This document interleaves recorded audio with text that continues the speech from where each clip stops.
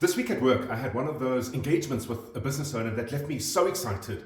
It is a business that arguably makes some of the best artisanal sourdough bread in the world, and that is no mean feat. The baker himself was tutored, apprenticed in the United States, in Europe, in the United Kingdom, and in fact lived in France for a number of years under the tutelage, guidance, and severe instruction of an obsessive compulsive perfection master artisan sourdough bread maker. What left me excited about the business is a conversation that we had. Listen in, and I'll give you the reasons why afterwards. It would be a conversation I would love to have with all of you.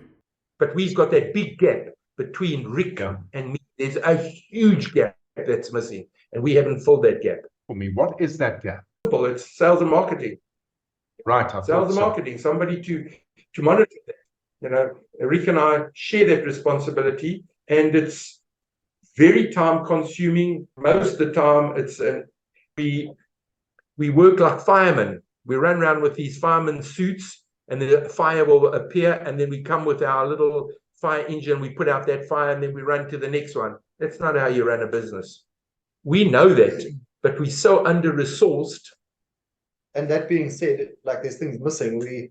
We've still grown in terms of our sales. I mean, we're probably 50% up this year, or we'll end this financial year 50% up on the prior year, and I think we were 40 or so percent up on the year before that. So like it's still growing fast, but we've had so many reps and agents that just let us down, and we don't have that person in that key role dealing with checkers on a national level, dealing with the agents, dealing with the distributors, and handling that side of it. We've been filling that gap, but also because we didn't have the money to employ somebody. So like it's been a juggle.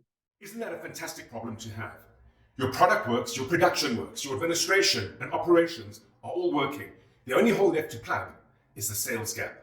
And yet it is the single biggest challenge to get right. In today's world of overserviced, overcompetitive markets, getting that piece right takes time, effort, and energy.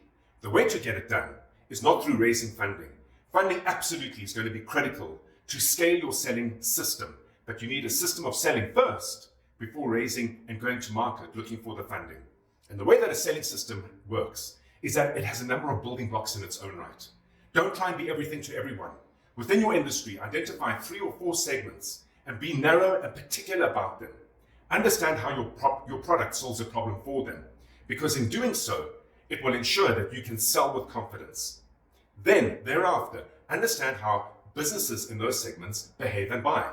Business-to-business selling has become increasingly more complex. In fact, 6 years ago, on average, 4.2 people weighed in on the decisions around onboarding new suppliers.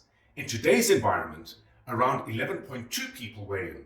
So there are many different buying influences, and to the extent that you can discover them, understand them, and then interpret the benefits of your product in solving a problem for their organization in language that's relevant to their functional roles, you have the beginnings of a selling system. It's hard to do initially until you get the first elements of it right. And once you have it right, test it in the market, improve it, and then show any potential funder interested in securing funding or funding the business that this formula works. It's essential to precede your funding round with that.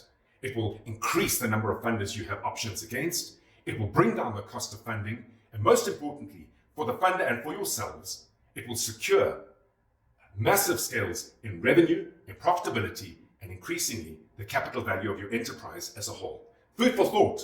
Get the sequencing right, but do the hard work before you go looking for funding to plug that gap. Until next week at work, have an entrepreneurial day.